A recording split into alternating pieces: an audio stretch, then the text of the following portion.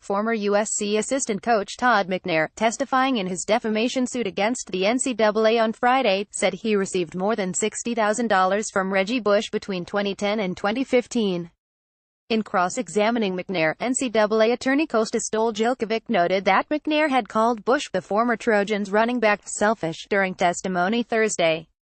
Advertisement: Reggie Bush wasn't selfish when he gave you about $60,000 in loans over the last 8 years, right? Stoljilkovic asked.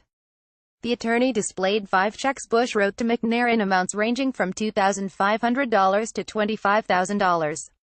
Advertisement: McNair, whose contract at USC wasn't renewed in June 2010 after the NCAA Infractions Committee sanctioned him for unethical conduct, said he didn't have to pay back Bush. That was just him helping you out, correct? Stoljilkovic said.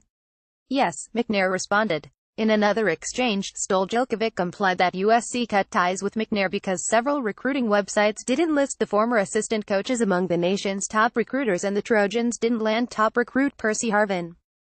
Advertisement: McNair tried to interject with an explanation of how recruiting works in college football. Stoljilkovic jumped between transcripts of McNair's 2 interviews with NCAA investigators and his appearance before the Infractions Committee, contrasting those answers with his testimony in this trial. Stoljilkovic at one point listed several extra benefits Bush and his family received from would-be agent Lloyd Lake. Stoljilkovic reminded McNair that he had previously stated that communication with players is important to protect them from getting into trouble.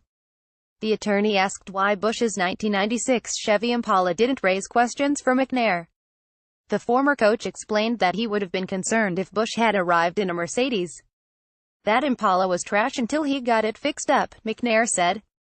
When Stoljilkovic displayed the transcript of Lake's interview with NCAA investigators to try to show that McNair knew about Bush's extra benefits before a disputed Jan. 8, 2006, phone call between McNair and Lake, the former coach stood up. No, that's not what I'm saying, McNair said. The former coach then walked the jury through part of the transcript on a big screen television. Advertisement: what Stoljilkovic had seemed to be setting up as a gotcha moment fizzled instead into confused looks on the faces of many jurors.